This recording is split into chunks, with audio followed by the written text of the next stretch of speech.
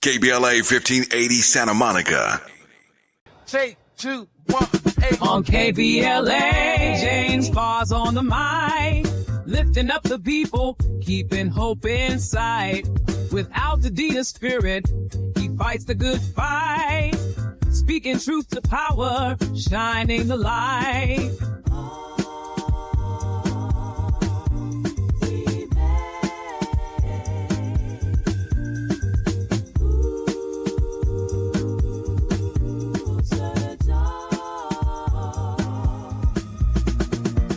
Flames try to break us, but we're standing tall. Lost our homes, but we ain't lost at all. Through the smoke and the ashes, we see the sun. Altadena's fight has just begun. Just begun. We'll rise again. We'll build it strong. Through the struggle, yes, we belong. Hand in hand. Through dust and Live pain. from Leimert Park, KBLA Talk 1580. You're listening to The Conversation Live. Altadena Rising. I'm your host, James Farr. This is the show of record, and we are chronicling for the nation the January Altadena Eaton Canyon Fire. Before we get started with today's program, I want to first invite you to follow us on social media. You can find us across all the platforms at KBLA Talk 1580. And if you want to follow me, that's at James Farr Live. Our podcasts are up now. Find them over on most podcast platforms, as well as over on the KBLA YouTube page. I am so excited. I'm happy that you've allowed me into your living rooms, into your garages, into your backyards. Some of you are probably in the car going out for activities on this weekend, and you've allowed us to come into your space and share. As we chronicle these stories, right, we are talking about this devastating fire that happened in Altadena. So we have a full program today. I'm so excited to tell you who's going to be in the seat with me for the full hour. Her name is Dr. Eshele Williams. She is a marriage and license and family therapist, family therapist. And we're going to be talking about healing and what folks are experiencing at this current stage of this space of relief, this space of recovery. We'll get more into that with Eshele when we come forward a little bit in the program. But first, I want to set up some context for today. I have some sound that I'd like to play for you. This community member is an educator. She's a mother. She works at the only charter school, Rosebud, in Altadena, which was burned to the ground in the January 7th fire. Let's roll in this clip, Simeon. We lost our school building. We didn't lose our school home, because home is in the heart and home is where the people are. And so much of Rosebud is about family and community. And so we're super blessed to be able to have a really good group of families who have been able to walk this walk of figuring out the day-to-day and where we're going next, and trusting us to maintain a good education. We are resilient, we are a people of faith, and we are focused on the vision of rebuilding bigger, better, stronger than ever, which is people have been blessing us left and right, hand over fist, and so we've just been really humbled by the experience, as well as just being hopeful for the future. That was the voice of Sister Rhonda Shorter. And, you know, when we talk about community in Pasadena, that is my community. That is my community friend. That is my community sister. In fact, her daughter is sitting right in the studio with us today, helping to produce today's program. That's Sister Nyla Shorter. Quick facts, no cap. I had an interesting conversation this morning with my Uber driver who uncle also lost his property in the fire. And we've talked about extensively, whether Altadena is for sale or not. And it's not really that it's for sale, although that is a question that keeps coming up, and folks kind of outside of the area are offering well-intended advice on what people should do. And I just caution y'all, man, like that is a very personal, individual decision on whether or not you decide to build back, whether you decide to sell. But in this instance, this 78-plus-year-old man was offered $2 million when you include what he received from his insurance and the sale of his property. That was a decision that he and he alone had to make. And so as we, kind of offer our 2 cents, as some of y'all offer your 2 cents, make sure you just give people the space and the grace to make an individual decision. The burning question, though, is how should people heal? What resources are available as we come into, I still say we're in a space of relief, talking with people. They need help. They need to stabilize. Not quite in a recovery space right now, but we're going to give them the space to do that. And my guest today, Dr. Eshele Williams, is going to talk about that inner strength, that outer healing, and kind of help give us some guidance too. But first, we're going to talk with her about what does it mean to lose everything? What does it mean for your entire family to lose everything? What does it look like when your entire support system that you have known your entire life is gone in the blink of an eye, in a matter of hours? When we come forward, Dr. Eshele Williams is in the seat. We're going to continue to unpack her story, catch up with her. Only on KBLA, Talk 1580, we got your black. Say the quiet part out loud. KBLA Talk 1580. Broadcasting live from Leimert Park, USA. Welcome back to your home for unapologetically progressive radio. KBLA Talk 1580. And welcome forward, KBLA Talk 1580. This is The Conversation Live, Altadena Rising, and I am your host, James Farr. As promised, Dr. Eshele Williams is in the seat, and this sister, I don't look at her as just a community member. I look at her as family. I look at her and her family, her sisters. I look at how, our children have grown up together. Our children, her niece and nephews work with my daughter in community at jobs and church. And so when we start to connect all these dots, and really paint this picture for you in Altadena and Pasadena, but specifically in Altadena, Eshele's lived there her entire life. Her sisters are, sometimes like a gleeful, beautiful mob of sisters that come smobbing through the city. And, if you meet one, you meet them all because they all look alike. But Eshele, as I told you before we came forward, her family lost everything. She lost her home. She lost 6 of her homes within her family. Dr. Eshele Williams, how you doing this morning? Good morning. Thank you for having me. I'm well. If you can get a little bit closer to the microphone, I'm well. Dr. Williams, how you doing today? So we're now nearly 80 days, coming up on 90 days since January 7th. And I know that you had to flee in the middle of the night, along with the rest of your family. And you've, had to since kind of settle. How are you doing now? What is life like for you right now?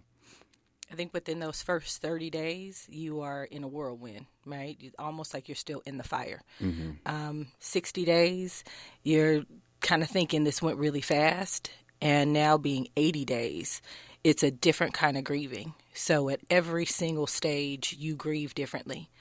Things have settled down, not as much hustle and bustle, but now the grief sets in and you get to say, what am I going to do? Let's talk about that. But where are you now? I mean, you're not in Altadena, obviously. What is, you don't have to say the city or anything like that, Yeah. but are you settled? What does that look like? Yes, I was able to sign a lease, kind of get settled in a place that I can call temporarily mine, and not necessarily calling it home because it doesn't feel like that. I mean, is that area, does it feel like home? I mean, is it a familiar area? Does the neighbors, like, is there anything that resembles Altadena and where you're at right now? Not one bit. How so? The hustle and bustle. I feel like I'm in a major city. Altadena felt like you were away from everything else that was really fast paced. So I'm realizing I used to live in the suburbs, right? And it was a place to go home. And now there's so many things moving around me that it's hard to get settled.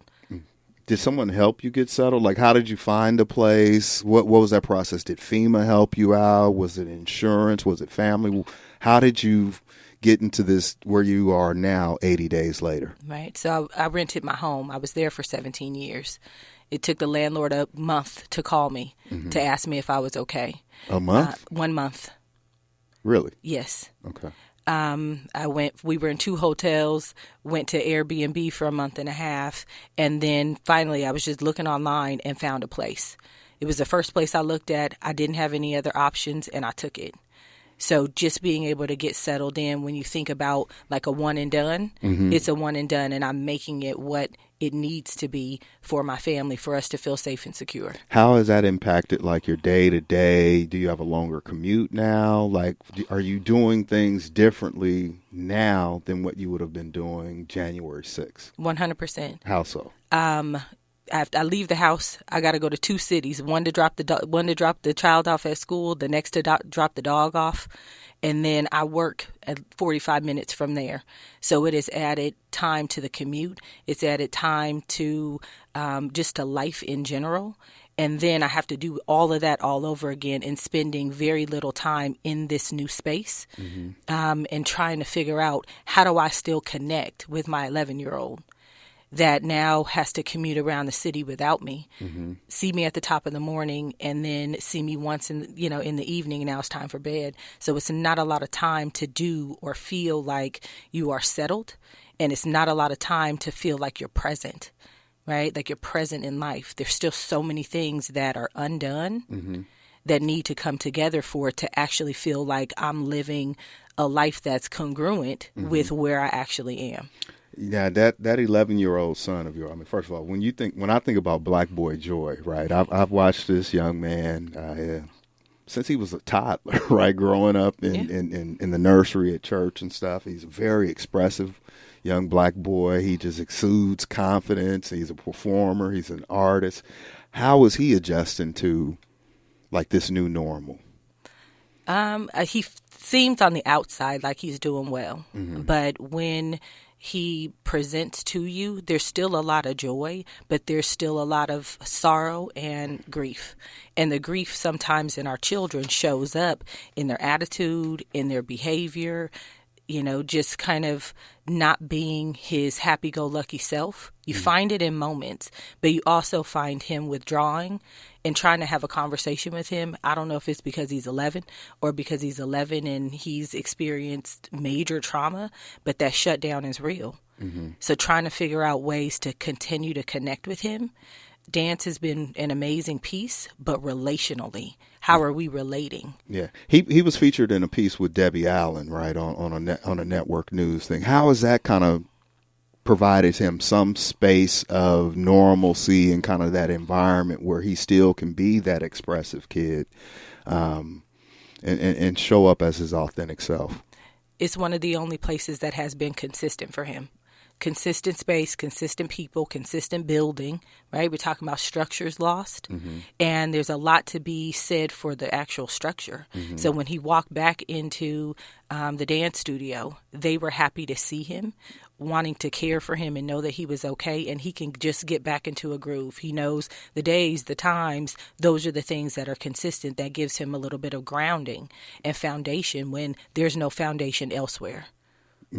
I know, when you look at like how your house structure was, like everybody lived a few blocks from one another. He could walk from one house to the other, kind of have, your mother's love and nurturing, the aunties and everybody.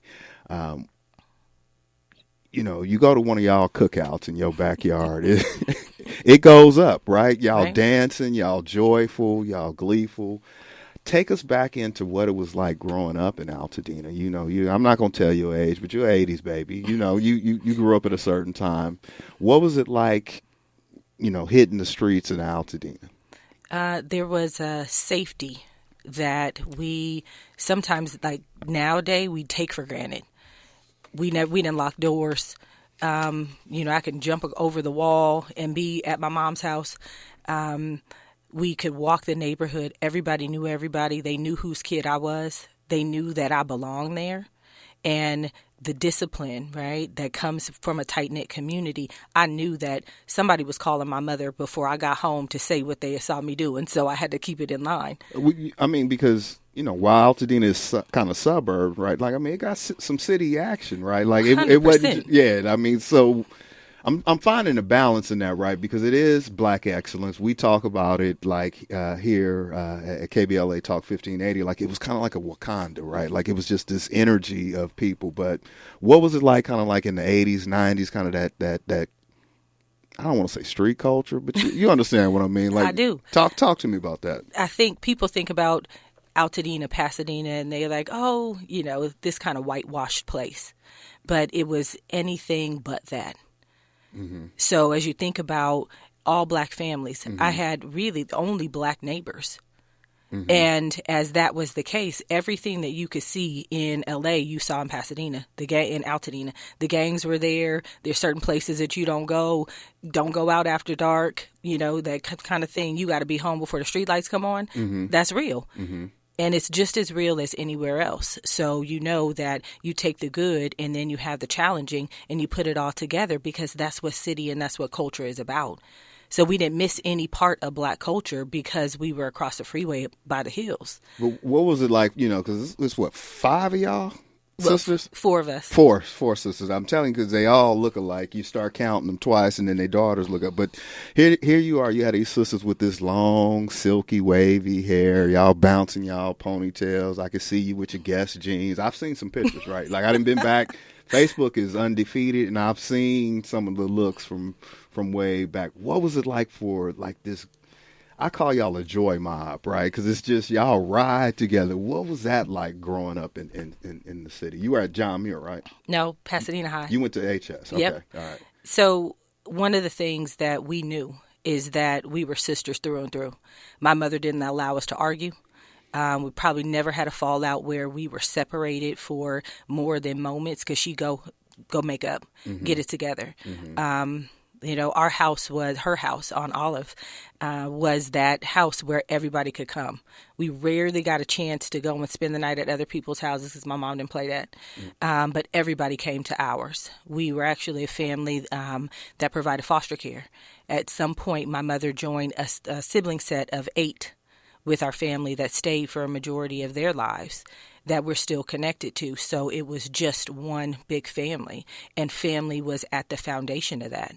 So with this fire, mm-hmm. right, it separated us. I said they broke up the gang, right, or broke up the band. So that mob, I'm gonna say mob, because gangs sound real bad, and I ain't heard y'all sing, but y'all be partying though. Like y'all, the Williams girls, they turn up. Y'all always dancing. Listen, you talk about cha-cha. My mother used to make us perform. Uh-huh. So our cousins would be over. They had a group called the Tax, and because I was the youngest, I couldn't be a member of the Tax. Wait, but what? The who? The Tax. Okay. All right. We would go upstairs, mm-hmm. and everybody would get dressed up in the adults' clothes, and then we would come down and perform. Mm-hmm. So I was Elder Barge. So I had to come down. I had to do my song, the vacuum with the long hose, mm-hmm. all of that. That was the mic. And we would just get it going. So we were a family that would stay together because we did these activities. We had grounding, a foundation, and love. What do you miss most now, though? What's coming up for you when you think about, we're spring, the weather's changing, summer's coming, the backyard was everything. Like, folks didn't really go into old Pasadena. You don't even have to leave Altadena, Pasadena to find everything you need. What looks different now? What are you missing? I was telling people, I need a party. I need a party. I need to celebrate. I understand that there is a lot of loss and people are grieving, but that togetherness and being able to come together, share a meal, leave your cares outside of the backyard and just come and be together. And because we were such a close-knit family and community, that's what's missing, right? I'm in this next spot and there's not community there. Is that part of the like healing process you're talking about? Because we talked about inner strength, right? Right. Is it inner strength, outer healing? Did I got that right, or is it did I reverse it? Well, it's inner healing. Inner healing. Inner healing, outer freedom. Outer freedom. What does that mean? So as I heal myself, right, because some of this stuff I have to do individually, but I also don't do anything without connection and being connected to somebody else. So our connection, our ties, the ties to the land, the ties to the people is what heals us from the inside. And then I can have a freedom to be who I am on the outside.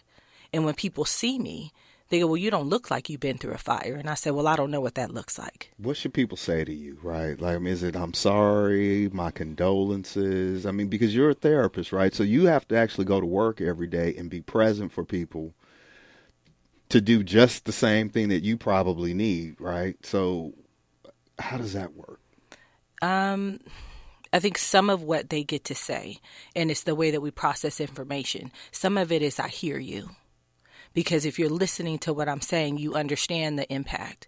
Some of it is I feel you, because maybe you've hugged me and maybe you've seen me in a time. Others is like, I see you. So if you actually see me, I don't have to look like I've been through devastating fire, but you have to see that I am resilient, and everything that I bring forth doesn't have to look like what I've been through. That's heavy. That's heavy. What should they say to you though? Because I mean, it's so it's. You know, we typically see people like, "Hey, how you doing? I understand." I mean, do people understand what you're going through? I think the people from Altadena, there are no words. I don't have to speak a word. All I have to do is look at you because we are in the exact same space, right? The people that are outside of that, they're asking, how can I support? Right? So that's a better word, and not like, am I okay? I'm as okay as I am in that moment and for today, but it is, how can I support? But, you know, people would say, hey, you know, if you need anything, I got you. You got any advice for them if they don't mean to follow through on what I got you means? You know, like, what does I got you actually mean to you? It's being there. Right. And maybe the I got you is just come sit with me in silence. And there may be sometimes no words, but just being present. Again, it's that community. It's the connection, because we are disconnected from everything that we know to be foundational. So just come and be. I mean, I don't need another case of water. You know, you don't need no more blouses, no more. Well, I mean, I need all of that, right? Because I don't have it. But in the moments where I, Eshele, actually need something, I need people to be present. Okay. When we come forward, we're going to continue our conversation with Dr. Eshele Williams. I want to talk a little bit more about informed trauma care. I know you miss your jewelry and your earrings and your accessories, so I want to hear a little bit more about that. Stay with us. News is coming up next. Only on KBLA Talk 1580. We got your black. KBLA Talk 1580 is an intervention. When we come forward, includes you. KBLA Talk 1580, turning pain into power. This is KBLA Talk 1580, where hate meets a scholarly match. Hey! Pasadena, Altadena's like two lanes in one city, you know? We'll always love Dina.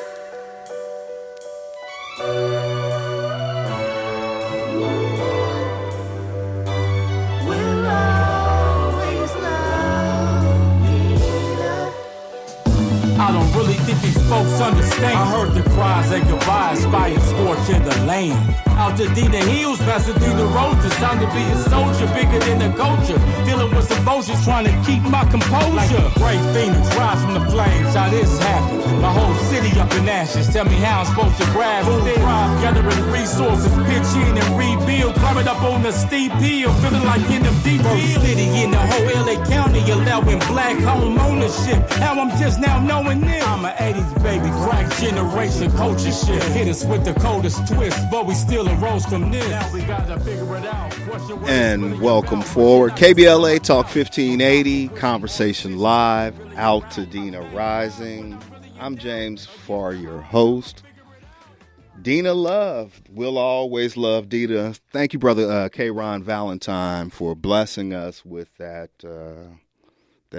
heartfelt message in that song. Brother K. Ron Valentine talks a lot about trauma-informed care, and right now I'm sitting in the chair with Dr. Eshele Williams, who is a licensed therapist, and you know K. Ron, right? Yeah, good brother, right? Absolutely. We do some work together. Yeah, I know you do. Like, our lives intersect in our work. We've done some work around police use of force issues, and, I made sure that I had you present with us because, we're dealing with trauma then, we're dealing with trauma now. And as I said before we came forward, I wanted to talk to you about informed trauma care and kind of what that means for you, what that means for others. So, what can you tell us about informed trauma care? So trauma-informed care, right? We understand the situation. We make attempts to be empathetic, which means put ourselves in the next person's shoes. And when we do that, our approach is trauma-informed care. So I see the lens that I'm looking through things with understanding that trauma. So as I talk with you, right, because you didn't lose a home in Altadena, but you are still connected to so many people that did, my approach to you is going to be one of empathy. I understand that the grief is collective. And when I speak with you, I'm going to do that, and I'm not going to ask questions that are kind of sometimes stating the obvious. That's how do you... Give me an example of that, because I was, there are a lot of law firms holding events and seminars and workshops, and there's a lot of things happening, right? And you have people who may not really ground themselves in what's like happening or why they're there. And that example was someone said to someone, to a person, and are you a UCLA or whatever the team was fan, right? And he looks at the lady like, these are borrowed clothes. Like, what? How does that show up? How should people show up when they're looking to have that trauma-informed care kind of approach with you?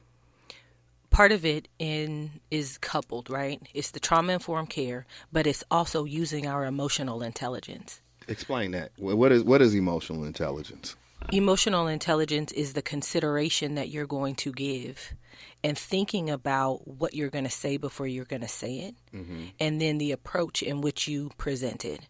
So from an emotionally intelligent space, if I don't know what to say, then I'm going to say, I support you.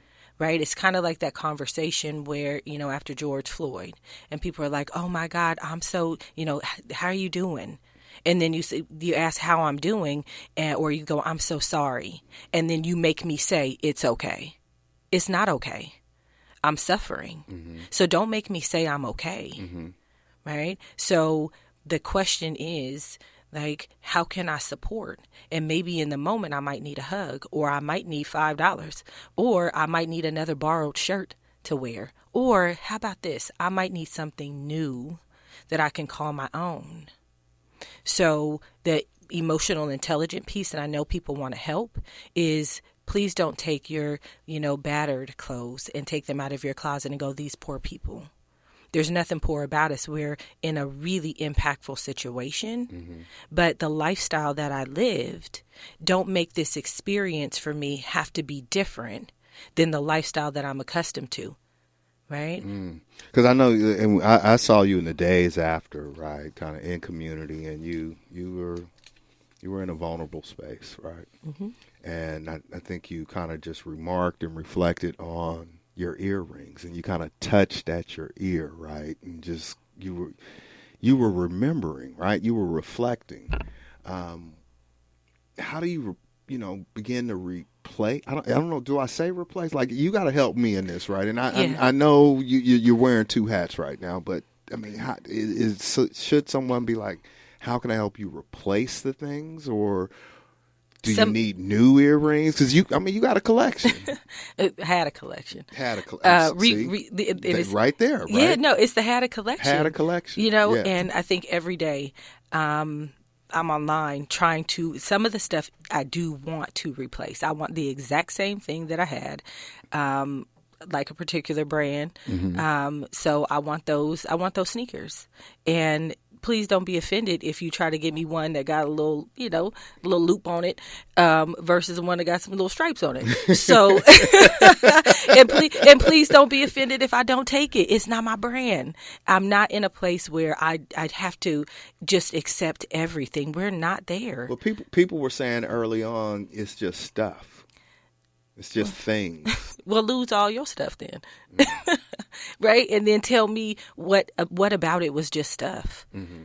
So went back and looked through the ashes, and one of the things that I found was a cup that I had made for my son. Went to a clay, pottery class. Mm-hmm. Those are the things, right? That stuff that matters. Mm-hmm. So as I have things that matter to me, and I lose all of them. It's not just stuff. These are the things that you work for years that are irreplaceable. The memories. Right. Right. And the pictures, right? If I could think about taking snapshots with my eyes every single day of the things that I had, then maybe I'd be okay. But I'd rather look at them in the books that I prepared, right? To have the memories, to have and to hold. And those are the things that we don't have. I remember, you were a guest with Dominique DePrima and I on her show First Things First when we did a 3-hour live remote broadcast, and kind of the weeks after, probably about a week or so after the fire. And, you're an author. You've written books. You've written children's books. You've used those as tools to kind of empower kids, right? And you made us aware that you lost your entire inventory of books. Tell me about the ones that you did find. I actually found a stack of them burnt, and you could see, right, that they were the books. One of them I was able to just wipe off lightly and still see the picture. But in Altadena, there's a lot of little libraries, and one of my neighbors had a little library. And I found the only book and the only copy of the book that I have now, and it was in that little library.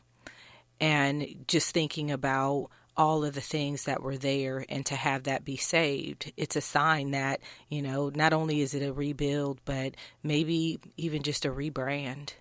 And it is a point where I understand I have to pivot. And we are pivoting. What do you want people to know? I'm going to give you the last 15 seconds. Can they reach you? Can they support you? What do you want them to know? Sure. I am licensed marriage and family therapist, working in private practice. EshelleWilliams.com is the web address, ESHELE Williams with an S.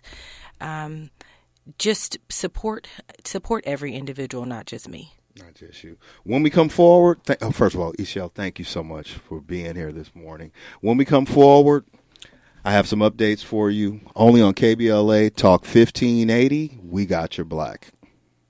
A safe place to go loud. A great place for progressive politics. KBLA Talk 1580. At KBLA Talk 1580, we do more than just talk. You got a big mouth. Hello, Joe. You're up. Welcome. We're unapologetically progressive, and we don't black down. And welcome forward. KBLA Talk 1580. Conversation Live. I'm your host, James Farr, and this is the show of record, and we are chronicling for the nation the devastating and deadly Altadena Eaton Canyon Fire, which has ravaged through an African-American enclave, a community where 80% of the black folks who lived in that city or township, rather, were homeowners, generational wealth.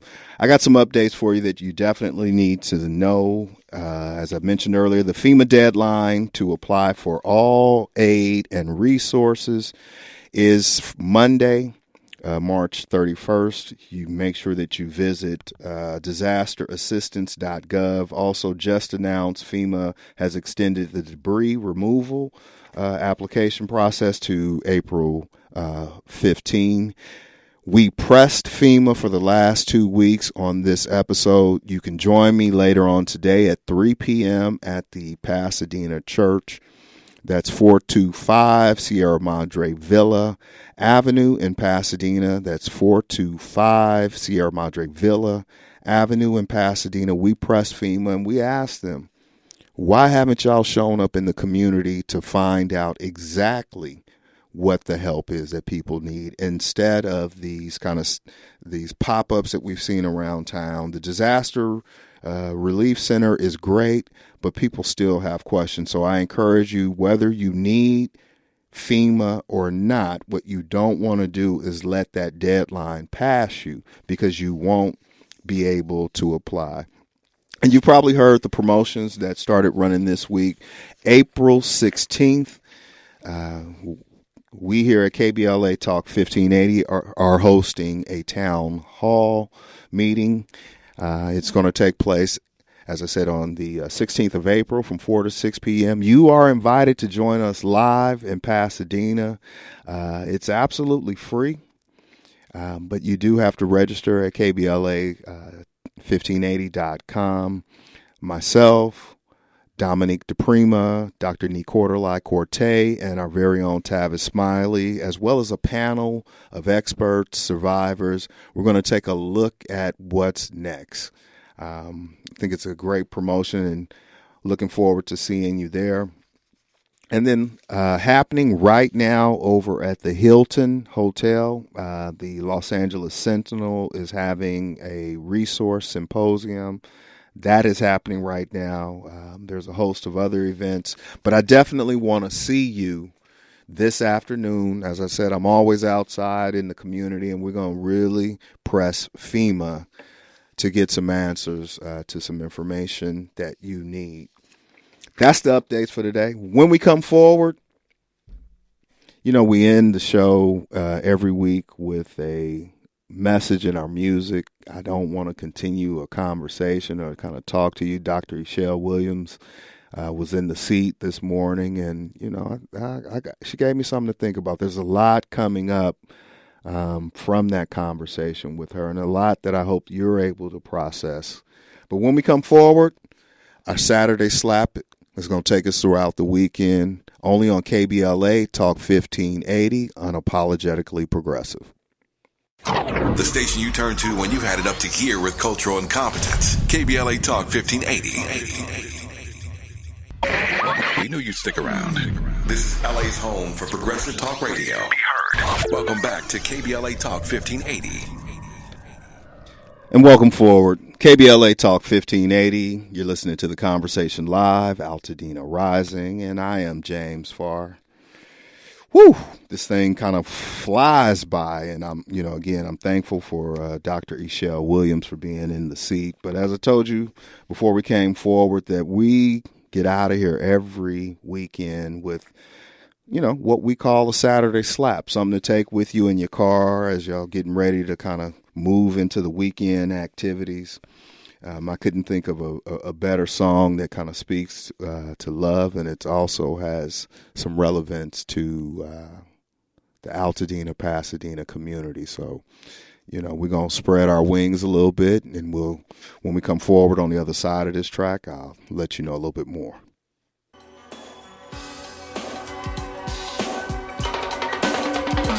I've imagined faces and many letters to ease the pain of having no one in my life. And I'm tired of being undercover. It's time to navigate my feelings tonight. The sky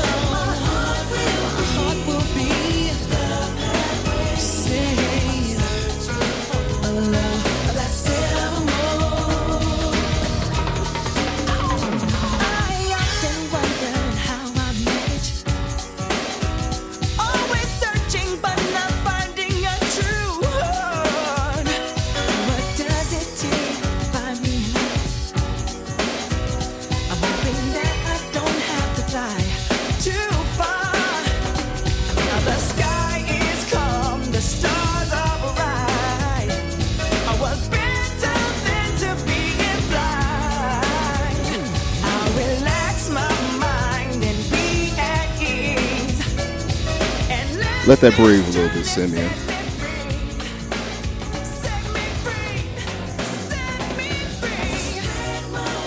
That's Total Respect for Other People. Steve, John, Allen, and the late Rodney Benford.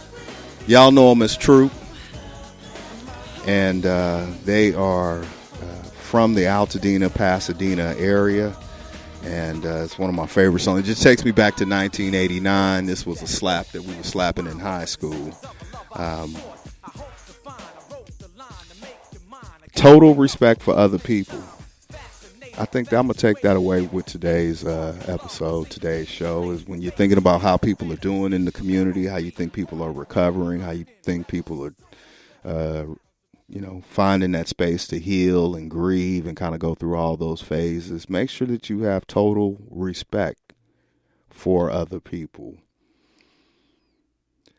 Big shout out to my team that helps us put this program together. Kim, Nyla, Reggie, Simeon back there on the boards. Appreciate them for all their hard work, as well as our chief visionary officer here at KBLA Talk 1580, Mr. Tavis Smiley. I kind of call him Air Tavis because that's kind of like Jordan sitting around here watching me on the bench and giving me some good pointers and coaching. Love is something that is central to what we do. It's to what I do every episode of Conversation Live, Altadena Rising. I try to center love. I want to really embody that agape spirit as we help folks in our community navigate through this very, very, very difficult time. Angela Roddick Wright is up next with the legal lens. I'm not a lawyer. I've never passed the bar, but I do know a little bit. She has an excellent program ahead of us. Until we have another opportunity to speak with you, you're listening to the Conversation Live, Altadena Rising, only on KBLA Talk 1580, unapologetically progressive. And I do want to apologize. It's Rodney. Is it Rodney Benford? Rodney Benford. We're gonna get it right. I apologize. I'll clean that up on the next one. Unapologetically progressive. Until we have another opportunity to speak with you, as always, agape.